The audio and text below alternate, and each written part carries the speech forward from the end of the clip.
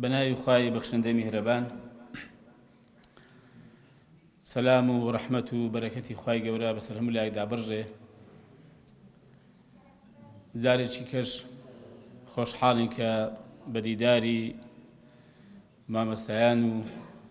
برایان و خوشکانی بەڕێز و خۆشەویست دەگەین و لە خوای گەورە داواکارم ئەم دیدار و کۆبوونەوەیمان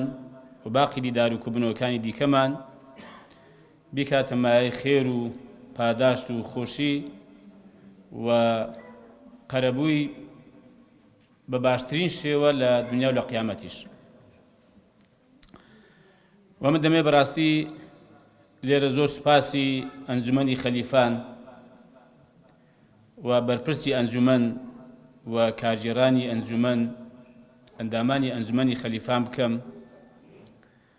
کە ناوە ناوە ئاوا زەحمەت دەکێشن ئەم دیدار و کۆبوونەوانە ڕێک دەخەن کە بێگومان یەکتر بینین و بە یەکەوە کۆبوونەوە و دانیشتن یەکێکە لە بابەتە گرنگ و پێویست و پڕ خێر و بەرەکەتەکانی نێوان موسڵمانان. خوا پاداشیان داتەوە، دەست و چاویان خۆش بێ و خوای گەورە بەرەکەتی مادی و معنەویان بەسەردا بڕێژێ و خوا پاداشتی مامۆستا حەسەنیش بداتەوە کە دیارە ئەویش پشک و بەشی هەبووە لە ئەوە کە ئەم خەڵکە لێرە کۆب بێتەوە، یاخوا سفرە و خوانیان هەر بەرەکەتدار بێ و ئاوادان بێ ئینشاءڵڵا. خوشکوانی و برایانی بەڕێز و خۆشەویست، ئەمن بابەتەکە دەکەم بە دوو بابەت. بەشی یەکەمیان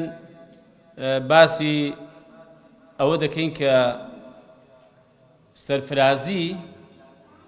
لە بەدواکەوتنی پێغەمبەری خوایە سەڵاسەمی خوا لەسەر بێ. بەشی دووەمیش بە کورتی تەرخان دەکەین بۆ هێندێک لە هەڵوێستەکانی فراکسیۆنی کۆمەڵی ئیسلامی لە پەرلەمانی کوردستان و لەگەڵ هەڵسەنگاندنمان بۆ پەرلەمانی کوردستان. بابەتی یەکەم کە دیارە بێگومان سەرفرازی لە بەدواکەوتنی پێغەمبەری خوایە سەڵاوسەمی خوای لەسەر بێ، کە خوای گەورە لە سوورەتی ئەنفالدا دەفەرمێ: يا أيها الذين آمنوا استجيبوا لله وللرسول إذا دعاكم لما يحييكم واعلموا أن الله يحول بين المرء وقلبه. دەفەرمێ ئەی ئەوانە کە بڕاتەن هێناوە بەدەم بانگەوازی خوا و پێغەمبەری خواوە بچن سەڵات و سەلامی خوای لەسەر بێ بۆ شتێک کە پێی زیندوو دەبنەوە، واتە ژیانی ئێوەی تێدایە، سەرفرازی ئێوەی تێدایە، بەختەوەری ئێوەی تێدایە، واتە بەدوانەکەوتنی پێغەمبەری خوا یا بەدەم بانگەوازەوە نەچوونی پێغەمبەری خوا کە خۆی لەو شەریعەت و بەرنامە و ڕێبازەکەیدا دەبینێتەوە، بێگومان بەدبەختی بەدوادادێ، ماڵوێرانی بەدوادادێ و هەرچی دەرد و ناخۆشی و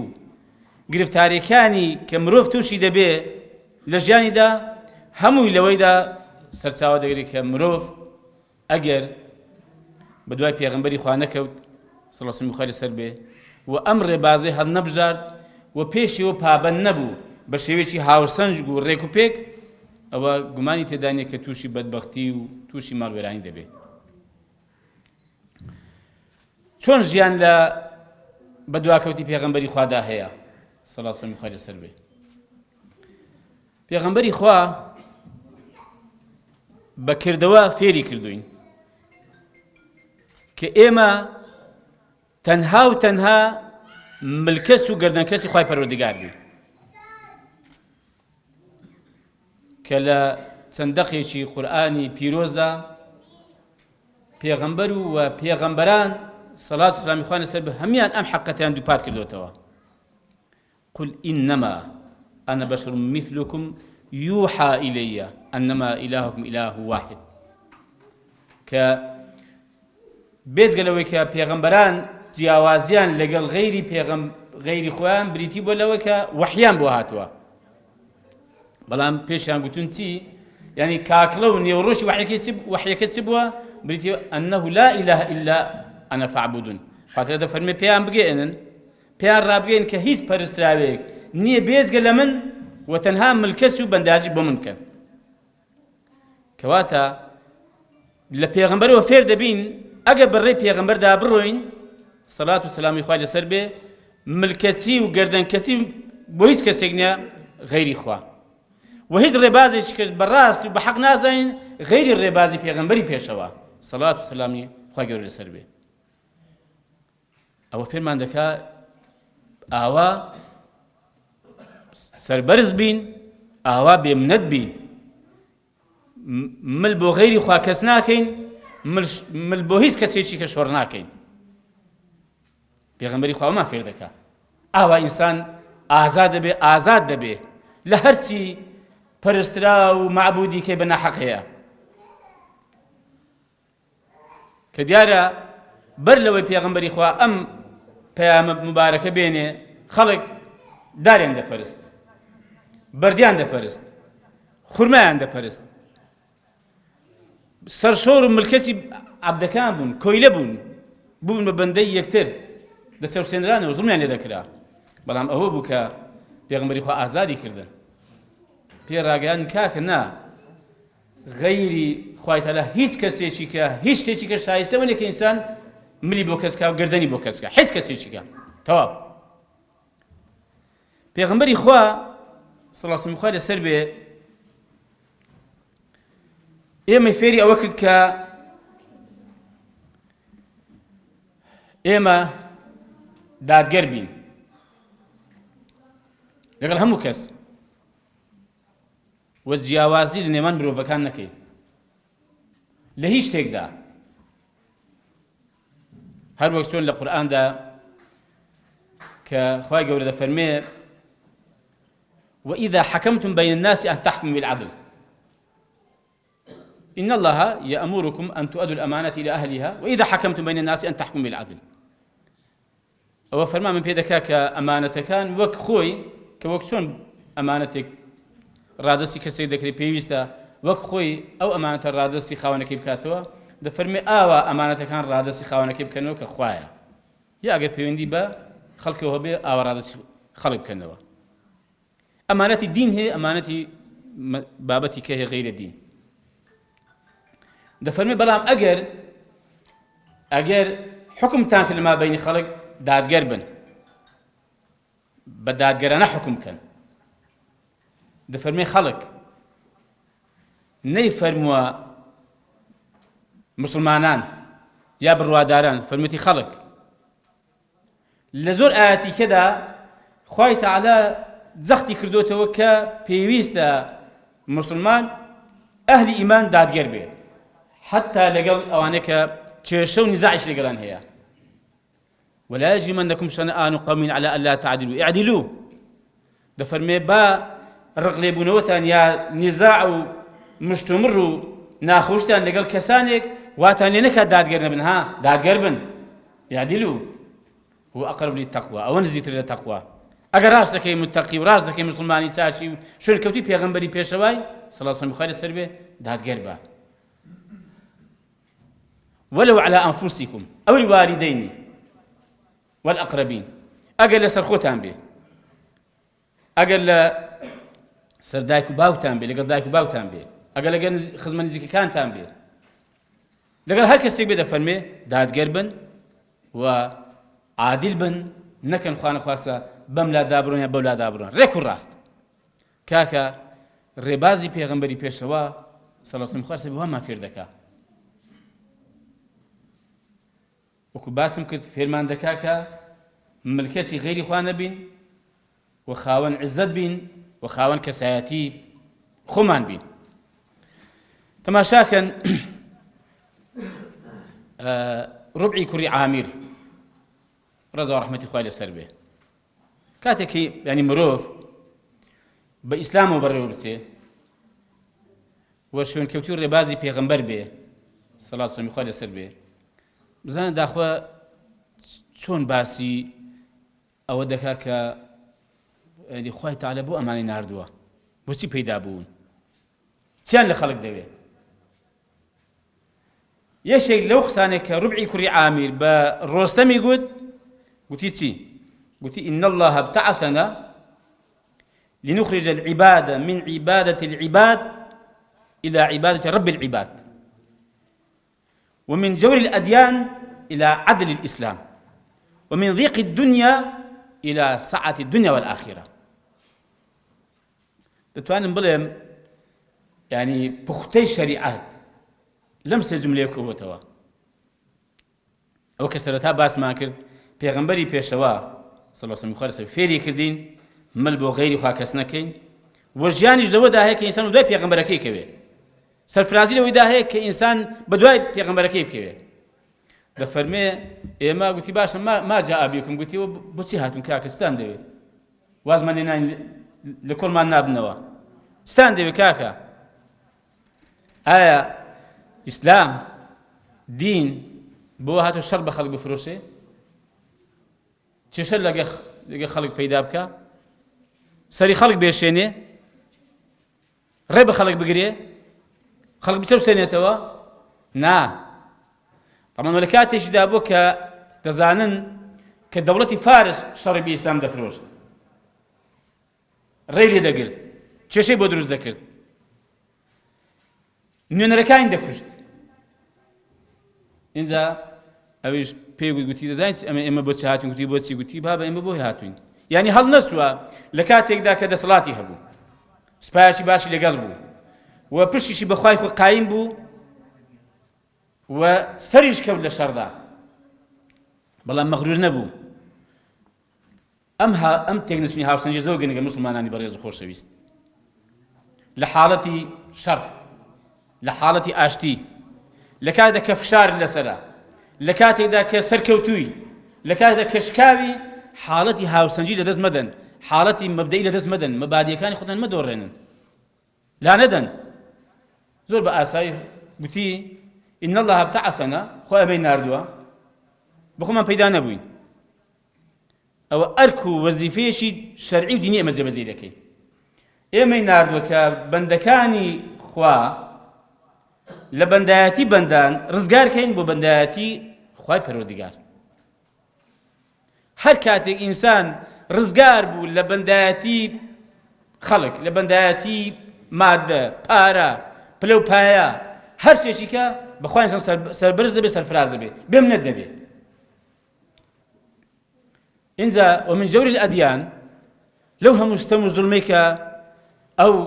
ڕێباز و ڕێچکە و بیردۆزانە کە دەیکەن لە خەڵک، هەر جارەی لە هەر قوناغی خەڵک بە ناوێکەوە بە ڕێباز و دینێکەوە دەسەوسێنەوە، ئێمە هاتوین لەم هەموو تاریکایی و ڕێباز و ڕێچکانە ڕزگاریان کەین بەرەو دادگەری ئیسلام. ئەو دادگەری کە من باسم کرد کە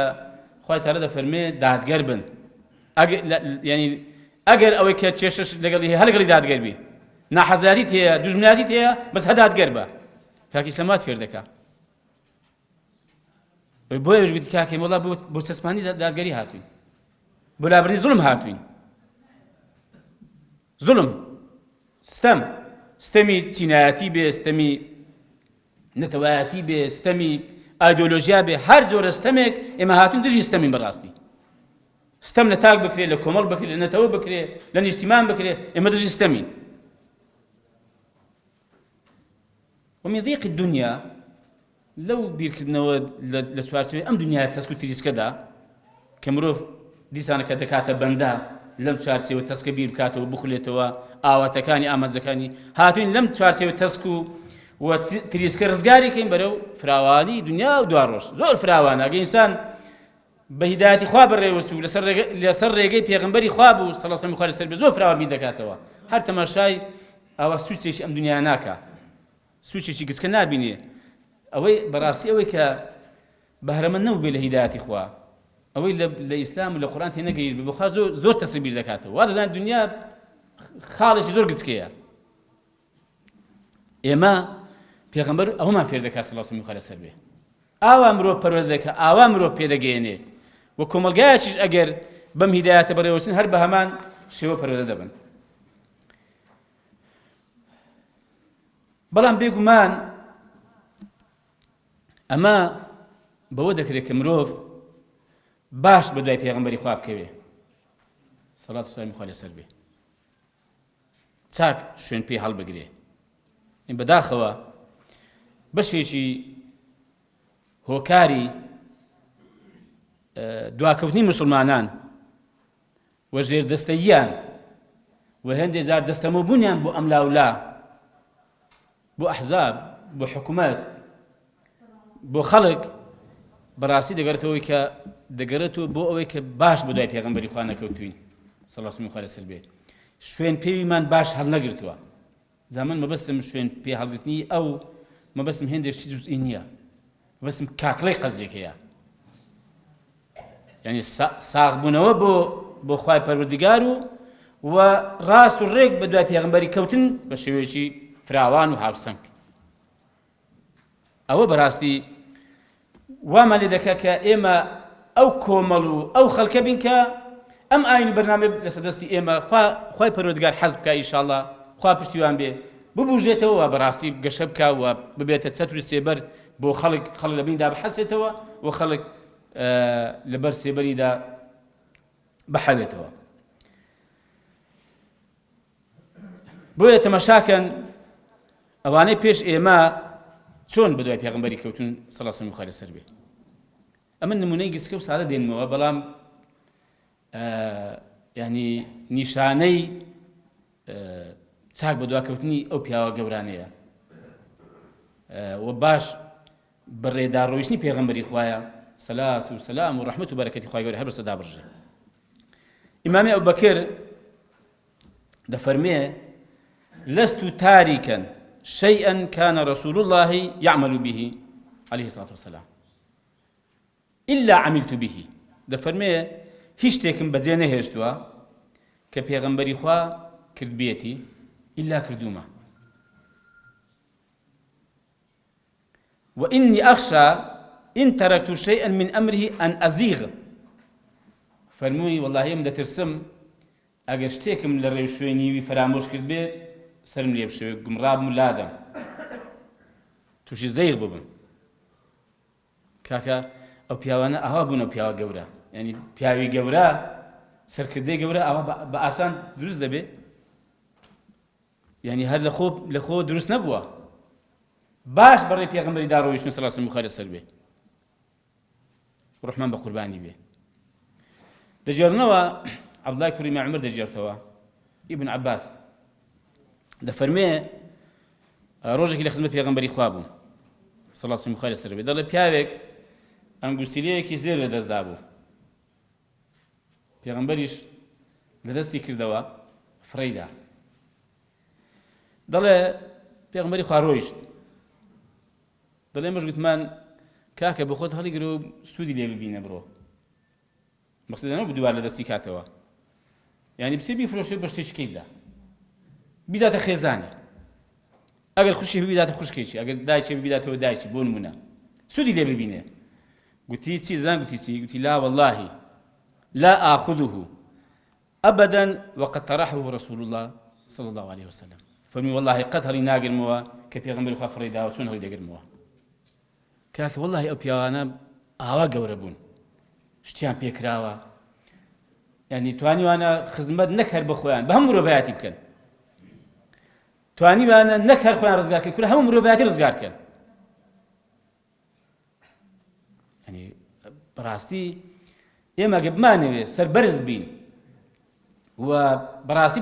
بمانێ گۆڕانکاری بکەین و بمانەوێ چاکسازی بکەین، بمانێ کۆمەلگا بگۆڕین، بمانێ خەڵک بگۆڕین، بەخوا دەبێ پێشی بۆ خۆمان باش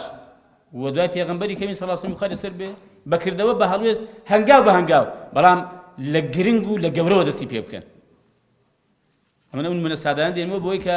ئەوانەی پێش ئێمە چۆن پەیڕەویان لە ڕێبازی پێغەمبەر کردووە سەڵات و سەلامی خوا لەسەر بێ، هەر بەڕاستی بە ناو و بە شکل و بە سوورەت نەبووە، بەکردەوە بە ناوەڕۆژی تەبەن پێغەمبەریان وا خۆشویستە سەڵات و سەلامی خوا لەسەر بێ. حتا ئیمامی عومەر دەفەرمێ پێغەمبەر فەرمووی ئیمانتان نابێ هەتا ئەمنتان لە خۆتان لە دایکتان لە باوکتان لە هەموو کەس خۆشتان نەوێ. ئیمامی عومەر گوتی ئەی پێغەمبەری خوا وەڵاهی من ئەتوم لە باوکم لە دایکم لە منداڵم لە خێزام لە هەما خۆش دێ بەس لە خۆم نا. فەرمی وەڵاهی عومەر ئیمانت تەواو نابێ هەتا ئەم لە خۆش نەوێ. فەرمی ئەی پێغەمبەری خوا ئێستا ئەتوو لە خۆشم خۆشت دەوێ. کاکە وەڵاهی ئەوانە ئەو پیاوە گەورەن بەم شێوە دروست بوون. ئاوا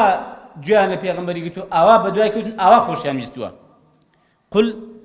إن كنتم تحبون الله فاتبعوني يحببكم الله ويغفر لكم ذنوبكم والله غفور رحيم. ئەگەر ئێوە ڕاست دەکەن دەتانەوێت خواتان خۆش بێ فاتبعوني پێیان بڵێ بەدوام کەون خوا خۆشی دەبێن و لە گوناحەکانیشتان خۆش دەبێ و دای دەپۆشێ لێشتان خۆش دەبێ. بۆیە من هیوادارم بەڕاستی ئێمە باش بۆ دوای پێغەمبەری خوا کەوین سەڵات و سەلامی خوا لەسەر بێ چونکە بە دڵنیایی تا باشتر بۆ دوای پێغەمبەری خوا کەوین سەڵات و سەلامی خوا لەسەر بێ ئێمە بەڕاستی ژیانمان باشتر دەبێ و سەرفراز دەبین. و ئێمە ئەو کاتە کۆمەلگایەک پێک دێ وەکو باسم کرد دژی ستەم دەبێ دژی نادادگەری دەبێ دژی دزی دەبێ دژی گەندەڵی دەبێ دژی قڕیپڕی دەبێ دژی کوێ خایاتی و ئاغایەتی دەبێ بەسەر خەڵکی وەکردن دژی ناتەبایی دەبێ. کۆمەلگایەک پێ دێ کە برایەتی تێدا بەرقەرارە تەبایی تێدا قوڵ بۆتەوە خۆشەویستی و ڕێز تێدا زیادی کردووە و تێکرا دژی ستەمە دژی گەندەڵیە دژی قۆڕەخکاریە دژی هەموو ئەو سیفەتە بەد و پیس و خراپانەیە. ئەم کۆمەلگایە بەڕاستی ئەو کاتێک کۆمەلگایەکی بەختەوەر دەبێ و دەتوانرێ بڵێن ئەو کۆمەلگایە لەسەر ڕێ و شوێنی پێغەمبەری پێشەوایە سەڵات و سەلامی خوا لەسەر بێ. ئەگە بە کورتیش بێمە سەر بابەتی دووەم کە دیارە برایان وایان پێشنیار کرد لەنە بەڕاستی من لێک لەبارە خۆم پێم خۆش بوو تۆزش کرد لەسەر ئەم بابەتە ڕۆیش بامایە چونکە باسکردنی پێغەمبەری خوا سەڵات و سەلامی خوا لەسەر بێ بەڕاستی دەیهێنێ و چەندەی باسی بکەین و چەندەی بەرگری لێ بکەین بە ڕوحمان بە ماڵمان بە ماڵ منداڵمان بەخوا بڕین چیەوە پێغەمبەری خوا لە نێومان دانیە دەنا هەر کامێک لە ئێمە ئێستاش بێ ڕێبازەکەی دەبێ وا بێ ینی بەخیلی نەکا بە هەموو شتێکی خۆشەویست و بە نرخ لای لەم دنیادا بەخوا تەمان بە شێوەیەکی هاوسەنگ بە شێوەیەکی عاقلانە و ژیرانە و بە شێوەیەکی ڕێکوپێک کە ئیشاڵڵا جێی خۆی بگرێ و خەڵک و مسلمان بەگشتی سوودیان لێ ببینێ. بابەتی دووەممان دەربارەی هەڵوێست و هەڵسەنگاندنمان هەڵوێستەکانمان لە پەرلەمانی کوردستان وەکو فراکسیۆن و هەڵسەنگاندنیشمان بۆ پەرلەمان و بۆ ئەو دامەزراوەیە کە ئێمە کاری تێدا دەکەین کە نوێنەرایەتی خەڵک دەکا تۆزێک باسی دەکەی. طبعاً ئێمە بریارمان داوە هەر کارێک بکەین و لە هەر شوێنێک کار بکەین و هەر کارێکمان بەدەستەوە بێ بریارمان داوە بۆ پەڕی دڵسۆزی و خەمخۆریەوە کار بکەین. ئەگەر لە حکومەت بین وەک لە ڕابردوودا کۆمەڵی ئیسلامی لە کابینی هەشتم بەشداری کرد ئێمە دڵسۆزانە و خەمخۆرانە و بوێرانە بەرگیمان لە حکومەت کردووە بەشێک بووین لەم دەسەڵات و لەم کابینی ڕابردوو و شەرمیشمان نەکردووە بۆ چونکە ئەوە ئەرکێکی شەرعی و یاسایی پێست پێدراوە دەبێت وەک خۆی جێبەجێکەی ئەوەندەی کە لە تواناتدا هەبێ بۆت بکرێ.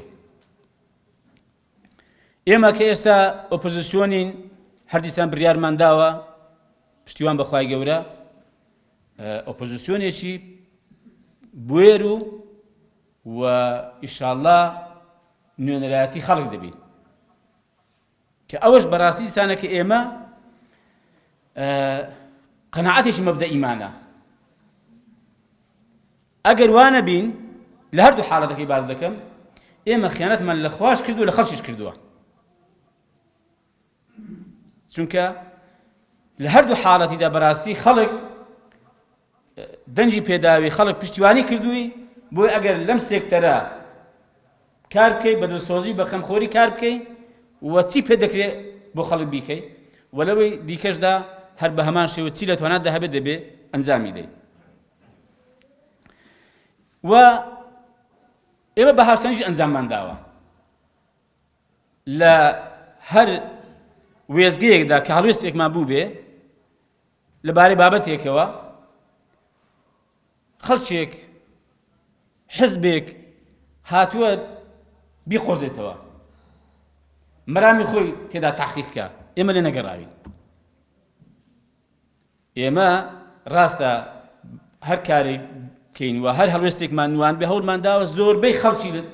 لە دەور کۆ بکەینەوە و هەماهەنگی هەبێ و پرۆژەیەک بێ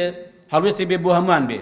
بەڵام نەشمان لێژ نەگەڕاوین بەڕاستی خەڵکی قازانجی خراپی لێ بکە سوی ئیستیفادە بکە بەڵکو ویستمانە ئەنی شتێک بێ کە هاوسەنگ بێ و شتێک بێ کە سەربەخۆ بێ و ئێمە هەمیشە لەو هەڵوێستانەی کە هەمانە لەو بڕیارانەی کە دەیدەین ئێمە بە ئەخلاقی خۆمان و بە مەبادی و بە قناعەتەکانی خۆمانەوە هەڵوێستمان نواند و بڕیارمان داوە هەڵوێستی ئێمە و قناعەتی ئێمە و شێوازی کاری ئێمە و دەربڕینی هەڵوێستیش لای ئێمە جیاواز لە خەڵکیکە ڕەنگە خەڵک هەبێ بە زۆرێک نەفەس هەڵوێستێک وەردەگرێ قسەیەک دەکا ئێمە جیاوازە بەڕاستی بە سیاسەتی خۆمان بە ئەخلاقی خۆمان ئێمە هەڵوێست دەنوێنین و بڕیار دەدەین و هەنگاو دەنێین چاو لە هیچ کەس ناکەین بەدوای هیچ کەسیش ناکەوین بەڵام شتی باشی هەر کەسێک بێ ئێمە سوودیە دەبینین بەڵام وەکو باسم کرد لە هەنگاونان و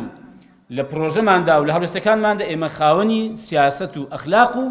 و تێڕوانی خۆمانین و ئێمە لەو کاتەوە کە دەستمان پێکردووە و ڕامانگەیان ئەگەر لەبیرتان بێ گوتمان لەمڕۆوە یعنی ئەو کاتێک کە کابینی نوێمی حکومەتی هەرێمی کوردستان دروست بوو گوتمان لەمڕۆوە ئۆپۆزیسیۆنی ڕاستەقینە دەست پێ دەکات چونکە بەرامبەر بە دەسەڵاتێکێ ئۆپۆزیسیۆن دەبێ ئەگەر دەسەڵاتێک نەبێ ئۆپۆزیسیۆن چۆن دروست دەبێ ئێمە لەو کاتەوە بەڕاستی هەوڵمان داوە ئۆپۆزیسیۆنێکی ڕاستەقینە بین و فعلاً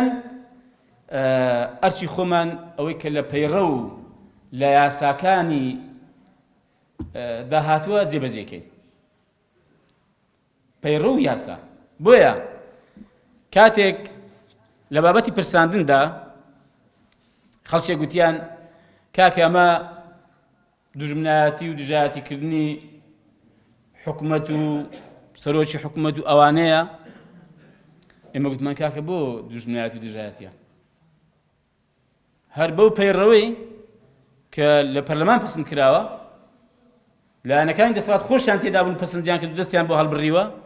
ئێمە هەر بەو پەیڕەوەی کارمان کردووە و هەر ئەو پەیڕەوەی کە پارێزبەندیان پێ لەسەر سۆران عومەر لابردووە ئێمە هەر بۆ پەیڕەوەی کارمان کرد و پرساندنمان کردووە بۆ بانێک و دوو هەوای کاکە ئێمە بۆیە بەڕاستی بڕیارماندا ئۆپۆزیسیۆنێکی ڕاستەقینە دەبین و ئۆپۆزیسیۆنێک ئینشاڵڵا بوێریش دەبین ئەوەی کە دەسەڵاتی ئێمە بێ و لە پەیڕەوی داهات بێ لە یاسا بەرکارەکان داهات بێ ئێمە لەسەری دەڕۆین و بەڕاستی لە بەرگریکردن لە خەڵکیش کە لەسەر مافی خەڵک بۆ چونکە لەسەر بابەتی لێبڕین سەدا 21 موچەی خۆران بووە ئێمە نە پاشەکشە دەکەین بەڕاستی و نە لە هیچ شتێکیش و نە لە هەڕەشە نە لە چاوسورکردنەوە نە لە تەماعبەردان لە هیچی سڵ ناکەینەوە وەی شتێک لەمانەش بەڕاستی لە هەڵوێستەکانمان و لە قەناعەتەکانمان لامان نادا و ناشمان وەستێنێ بۆی ئێمە بڕیارێکی مەبدەئیمان هەیە کە بەرژەوەندی خەڵک بەگشتی لە شوێ بوو بێ ئێمە هەوڵمان داوە لەوێ بین بەڵام وەکو باسم کرد بە ئەخلاقی خۆمان و بە سیاسەتی خۆمان و بە تێڕوانی و تەماشاکردنی خۆمان بۆ نمونە لە پرۆژەی چاکسازیدا ئەو پرۆژەی چاکسازی ئێستا ئەو حکومەت دەیەوێت کاری لەسەر بکات ئێمە کە زانیمان لە بەرژەوەندی فەرمانبەران نییە و بەرژەوەندی موسەخۆران نییە، ئێمە زۆر هەوڵماندا کە بەم شێوەی نەبێ. بۆ نمونە هەوڵماندا کە جارێ چاکسازی با لە داهاتی شەمێن نەکە لە خەرجی و لە خەرجەکەش تەنها با لە موسە نەبێ، لە موسەش تەنها با لەی خانەنشینان نەبێ. بۆ نمونە نیان کرد، باسی داهات نەبوو. یعنی لەو پڕۆژە چاکسازی کە بۆ معلوماتن زۆر نەقوستانە، چونکە باسی داهاتی تێدا نییە. ئەتو باسی ئەم هەموو داهاتە ناکە کە لە هەرێمی کوردستان هەیە، ئەم هەموو بەرمیل نەوتەی کە بەڕێ دەکەی کە پارەکەی بە تەواوی دیار نییە، و ئەو هەموو داهاتی ناوخۆ، ئەو هەموو داهاتی خاڵە سنوورەکان، ئەوەی کە لە عێراقەوە بۆ دێ، ئەوەی کە لە هاوپەیمانانەوە بۆ دێ، ئەتو باسی ئەمە نەکەی کە ئەم داهاتانە بێ کۆ بکەیەوە و ڕێشی خەی، بەڵام باسی ئەوە بکەی کە ئەو پارێکی خەرجی دەکەی، پارەکە لە چ خەرجی موسەخۆران. ئێمە هەوڵماندا کە بەڕاستی باسی داهات بکرێت، باسی داهات نەکرا. ئێمە هەوڵماندا کە پاشەکەوتی موسە بە یاسا دیاری بکرێت بۆ فەرمانبەران بجێڕێتەوە، ئەگەر کەمیش بێ، نەکرا. ئێمە هەوڵماندا کە کەمترین خانەنشینی با لە 450 با بەلایانی کەم لە 400,000 کەمتر نەبێ، نایان کرد. ئێمە هەوڵماندا با هێزی پێشمەرگە کە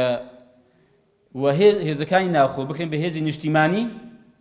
و بەڕاستی دوورکەوێتەوە لە دەستێوەردانی حزب بەداخەوە. ئێستاش یەکەی 70 هەیە، یەکەی 80 هەیە. ئاسایشی زۆنی زرد، ئاسایشی زۆنی سەوز، پۆلیسی زۆنی زرد، پۆلیسی زۆنی سەوز،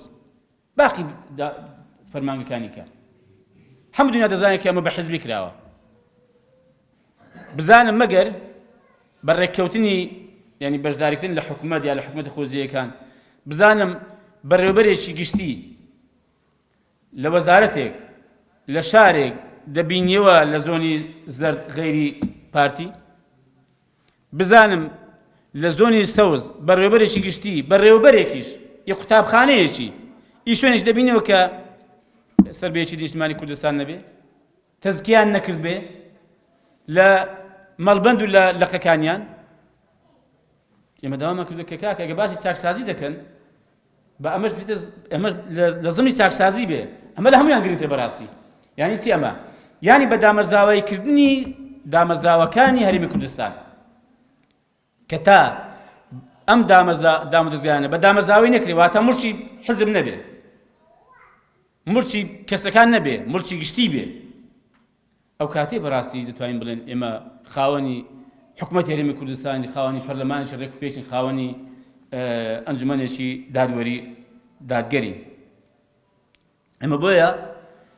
دەنگمان پێ نەدا بەم یاسایە. مەبەستم بەڕاستی بۆ وەک بەرگریکردن لە مافی خەڵک. ئێمە داواکاریەکانی چین و توێژەکان هەر داواکاریەک هات بێ، یا هەستمان بە هەر داواکاریشی خەڵک کرد بێ، یاستەمێک کە لە خەڵک کرابێ یا ویستیان بیکەن، ئێمە دەست بەجێ هەوڵمان داوەکە ئەم داواکاریانە کاری لەسەر بکەین و مافی خەڵک بۆ خەڵک بجێڕدێتەوە. بەلایانی کەم زوڵمیانی نەکرێت. بۆ نمونە فەرمانبەرانی گرێبەست کە چەند ساڵە گرێبەستن، ئێمەش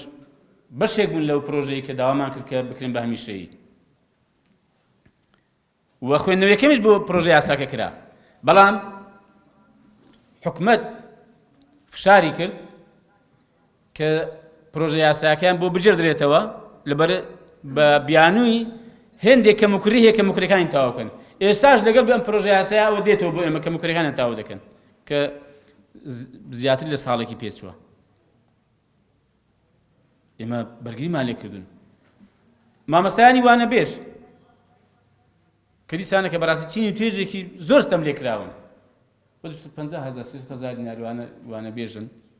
داوا دەکەی کە کاکە ئەوەنج بە بگرێن بە گرێبەست بکرێن بە هەمیشەیی، بەتایبەتی لەزی ئەوانەی کە خانەنشین دەبن. ئێمە پرگیریمان کردوون بە مافی حەق و ڕەوایمان زانیوە و پلە بەرزکردنەوە کە لە 2014 پلە بەرزکردنەوە ڕاگیراوە کە ئەگەر ئێستا حکومەت بێ دەستی پێ بکاتەوە، تووشی کۆمەڵێک ئیشکالی قانونی دەبێت کە چۆن دەستی پێ بکاتەوە. حکمڕانی و دەوڵەتداری ئاوا دەکرێت. ئێمە هەمیشە دژی ئەوە بن کە خەڵک لەسەر ڕادەربڕین لەسەر گرتبوونەوە و لەسەر خۆپیشاندان دەژیر بکرێ و لەو بارانش بەڕاست زۆر هەوڵمان داوە و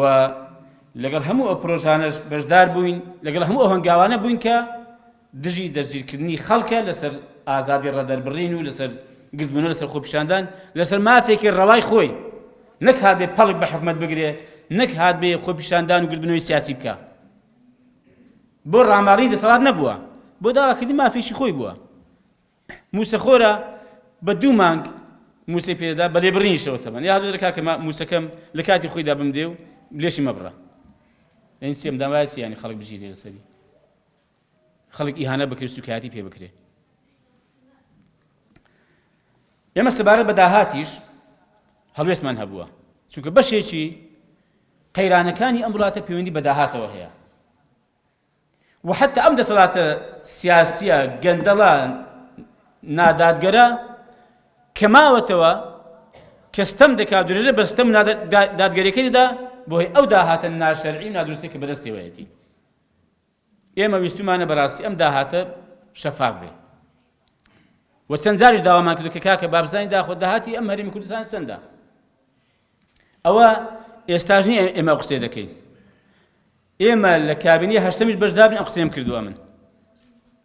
لە ئەنجومەنی وەزیرانش ئەم قسەیەم کردووە ئەو کاتێ ئەگەر بڕۆن تەماشای بە ئارشیڤ بکرێتەوە لە ڕاگەیاندنەکانش ئەم قسەم کردووە گوتومە ئەمن وەک وەزیرێکی هەرێمی کوردستان ئەمن نازانم داهات چەندە چجا ئەو خەڵکە فەقیر و هەژارە بزانێت داهات چەندە حکومەتیش نازانێت بۆ معلوماتان حزبی دەسەڵاتداریش هەردوو حزبەکە ئەوانش هەمیان نازانن چەند کەسێک لەم دوو حزبە دەزانن داهاتی هەرێمی کوردستان چەندە وە چی لێ دەکەن بۆ ئێمە گوتومانە داهات تا ڕوون نەبێ ئێمە بڕوامان وایە کە داهات زۆرە تا ڕوون نەبێ بڕوامان وایە کە زۆرە ئەی باش ئەم هەموو دام دەستگای حیزبانە بەسی بەڕێوە دەبن ئەم هەموو کەناڵە حیزبانە بەسی بەڕێوە دەبن ئەم هەموو خەڵکە حیزب پارێدەین بەسی بەڕێوە دەچن کاکە خۆیشی حیزب ڕانەوەستاوە کەناڵەکان ڕانەوەستاوە خەرجیان ڕانەوەستاوە بەچی بەڕێوەی دەبن ئەو حزب ئێساش لەگەڵ بێ پارە دەبەخشێ بۆ کۆنسێرتێک و بۆ گۆرانی بێژێک و بۆ ئافرەتێک لە دەرەوە لە لوبنان لە ئەوروپا دەیهێنن گۆرانی پێ دەڵێن پارەیان دەنێ کاکە خۆ بە پارە دەنێ خەڵکە لەکوێیان بوو ئێمە پێمان وایە داهات زۆرە و بە هێندێ داهاتاش کە ئێمە لە لامانە بەڕاستی پێمان وایە داهات لە هەرێمی کوردستان بەشی موچە و بورجە دەکا ئەگەر ئەو داهاتە هەمووی بۆ خەڵک بێ نەک بۆ حزب نەک بۆ لە ماڵە ئەگەر ئەم داهاتە لە دەستێکی ئەمین بێ نەک لە دەستی دز و گەندەڵ بێ ئەگەر ئەم داهاتە بە شێوەیەکی دادگەر بەسەر هاوڵاتی هەرێمی کوردستان دابەش بکرێت ئێمە ئەو کاتە بڕوامانوێت داهات هەرێمی کوردستان بەشی موچە بورجەی هەرێمی کوردستان دەکات و ئێمە لەم ڕۆژەوە پێشنیارمانداوە تەحەداشمان کردووە بابێن داهات هەرێمی کوردستان بۆیە ماوەی 1 ساڵ بە مەرجی کە دەستنێن نەڕێمان ئازاد بین لە بڕیاردان لە کۆکردنەوەشی و لە چاکسازی تێداکردنیشی ئێمە بەرپرسیاری لەوەی کە ئەگەر ئەم داهاتمان بەشی موچە بورجەی هەرێمی کوردستان نەکرد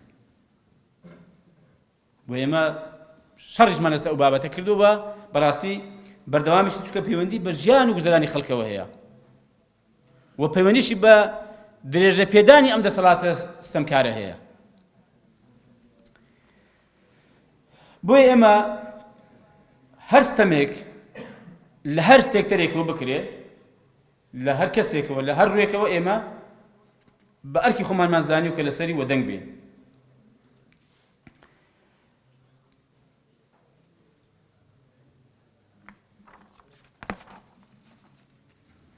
ئێمە لەسەر ئەم ڕێباز و لەسەر ئەم هەڵوێستانەمان بەردەوام دەبین پشتیوان بەخوای گەورە چونکە ئێمە گرێبەستێکمان لەگەڵ خەڵک هەیە و بەڵێنمان بە خەڵک داوە ئێستا چاک لە بیرمە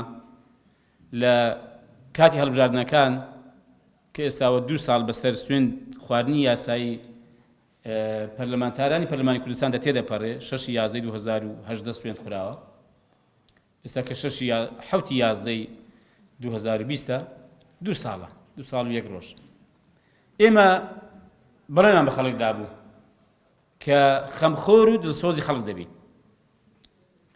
و هەوڵ دەدەین کە ژیان و گوزەرانی خەڵک باش بکەین و هەوڵ دەدەین کە بەرگری لە مافەکانی خەڵک بکەین ئێمە بۆیە لەسەر ئەم هەڵوێستانەمان پشتیوان بەخوای گەورە لەسەر ئەم هەنگاوانەمان بەردەوام دەبین و پشتیوان بەخوای گەورە لێ ناگەڕێین لە هیچ هەنگاوێکی خێر و کە بەرژەوەندی خەڵکی تێدا بێ و دژی ستەم بێ و دژی گەندەڵی بێ ئێمە لە دوایە بین ئینشاءالله یا لە پێشەوەین یا لەگە خەڵک دەبین با تۆزێک بێمە سەر دامەزراوەی پەرلەمان دامەزراوەی پەرلەمان دامەزراوەیەکی گرنگ و گەورەیە و گەورەترین و گرنگترین دامەزراوەشە لە نێو دامەزراوەکان چونکە پەرلەمان چاودێری هەموو دامەزراوەکان دەکات و دەتوانێت محاسبە هەموو دامەزراوەکان بکە بەبێ ئیستیسنا و پەرلەمان یاسا دەردەکات و پەرلەمان نەخشەی یا دەتوان بڵێ ڕێگەشتەکانی سیاسەتی وڵات دیاری دەکات ئەگەر سیستەم پەرلەمانی بێ بەڵام بەداخەوە ئەم دامەزراوەیە نەیتوانێت بە ڕۆڵی خۆی هەستێ نەیتوانێت بە ئەرکانی خۆی هەستێ بۆچی؟ یەکەم بەڕاستی حزبی دەسەڵات لە هەرێمی کوردستان ئەو دوو حزبی دەسەڵات لە هەرێمی کوردستان نانویستو ئەم دامەزراوەیە کە پەیوەندی بە خەڵکەوە هەیە کە نوێنەراتی خەڵک دەکا کارابێ چونکە ڕاستەخۆ پەیوەندی بە خەڵکەوە هەیە دیقەتدەن ئێستا دامەزراوەکانی کە چونکە ڕاستەخۆ پەیوەندی بە خەڵکەوە نییە تەماشای سەرۆکایەتی هەرێم بکەن سەرۆکایەتی حکوومەت زار ئەنجومەی دادوەریان هەر زۆر بێڕێز کردووە زۆر بێمحتەوایان کردو بۆ هەڵساون کە ئەنجومەی دادوەری قەزا ئەم دامەزراوەیە لە وڵاتان جاری وا هەیە دادگای باڵا لە هەندێک وڵات بە پێی یاسا بڕیاری پەرلەمان ڕادەگرێ بەڵام لە وڵاتی ئێمە چونکە دەتوانێت دەبێ حکم بکە و بڕیار دەدا دادگایە ئێمە زانستیان لێ کردووە ئەم ئەنجومەنیان کردوتە بەشێک لە وەزارەتی داد یعنی هەندێک وەزارەتێکی سەربەخۆش حکمی نییە کە لە وڵاتان ئەم سیانە لە ئاستی یەکەن هەڵبەت بە پێی پلە تۆزێک بەرزتریان هەیە و نزمتریان هەیە پەرلەمان و حکومەت و قەزا لێرە لە وڵاتی ئێمە ئەم قەزایان خستۆتە نێو وەزارەتێک وەزارەتێکی داد کە بەڕاستی ئەویش نەیتوانیوە کە بە ڕۆڵی خۆی هەستێ بۆیە تاکە دامەزراوەیە کە پەیوەندی بە خەڵکەوە هەیە بریتیە لە پەرلەمان لێ نەگەڕاون کارابێ چونکە پەیوەندی بە خەڵکەوە هەیە بۆیە ئێمە پێمان وایە ئەم دامەزراوەیە گرنگە بەڵام بەڕاستی پێویستە ڕۆڵی خۆی پێ بدرێ ئەم دوو حیزب نەیان هێشتووە کارابێ بە ئەرچی خۆی هەستێتە بان بەڵام ئایا ئەمە وا دەکات کە ئێمە بە ڕۆڵی خۆمان هەڵنەستین ئەمە وا دەکات کە ئێمە ئەرچی خۆمان جێبەجێ دەکەین بێگومان نەخێر یعنی ئەگەر ئێمە بە تاقی تەنیاش بین بەڕاستی ئەو ئەرکی کە هەمانە لە بەرامبەر خەڵک کە وەکو باسم گرێ بەستێکە بڵێنمان بە خەڵک داوە ئێمە هەوڵ دەدەین کە ئەرچی خۆمان جێبەجێکەین و لە قۆناغی ڕابردووشدا ئێمە لەخوا بەزیاد بێت تا حەدێک توانیمانەکە هێندێک لە ئەرچی سەرشانی خۆمان بەرامبەر بە خەڵک جێبەجێ بکەین و هێندێک لە داواکاریەکانی خەڵک بگێنین و هێندێک لە مافەکانی خەڵکی بستێنین بەڕاستی ئەگەر بە ڕێژەیەکی گەورەش نەبووی بەڵام بە ڕێژەیەکی بەرچاو و چاک ئێمە خەمان لێ خواردووە بۆیە بەڕاستی ئێمە پێمان وایە کە دەتوانین کە ڕۆڵی کاریگەری خۆمان هەبێ و ئینشاءڵڵا ئەم ڕۆڵ و کاریگەری و ئەم ئەرکانی خۆمان باشتر جێبەجێ دەکەین و سوپاس بۆ خوا کە پشتیوانێکی باشیش هەیە هەر لە ناو پەرلەمان ناو فراکسیۆنەکانی بۆ ئەم هەڵوێستانێکی ئێمە نواندوومانە و پشتگیریمان کراوە لە قۆناغە جیاجیاکان و ئەمەش ئەوە دەردەخات کە ئێمە بە شێوەیەکی موسساتی و بە شێوەیەکی ڕێکوپێک بەبێ جیاوازی بەڕاستی لە نێوان ئەم فراکسیۆنە ئەم پەرلەمانتارانە ئێمە کاری خۆمانمان کردووە. یعنی بۆ ئاگاداریتان حتا لەبارەی ئەو یادداشتێکی ئێمە پێشکەش بە قونسڵخانەی کۆماری فەرەنسامان کرد. ئێمە ئەو یادداشتمان بۆ هەموو فراکسیۆنەکان نارد و لە گروپێک کە گروپی پەرلەمانتارانی پێدەوترێت هەر 111 کەسەکەی تێدایە ئێمە لەوێش داماننا مەکاکە ئێمە ئەم یادداشتەمان هەیە دەمانێت ئاراستەی قونسڵخانەی فەرەنسای بکەین هەر کەس حەز دەکات واژووی بکات پێمان باشە و وەسپاسی دەکەین. بۆ ئێمە نەهاتی بەڕاستی بە تەنها بیکەینی ئەوانە هەوڵمان داوە کە خەڵکی کەش با دەرکێ بزانین داخۆ چێ لە بارودۆخێکی ئاوا دەکە بێڕێزی بەرامبەر بە پێغەمبەرەکەی بکرێ سەڵاتی خوای لەسەر بێ هەڵوێستی دەبێ. خۆ ڕەنگە هەبێ ینی ڕەنگە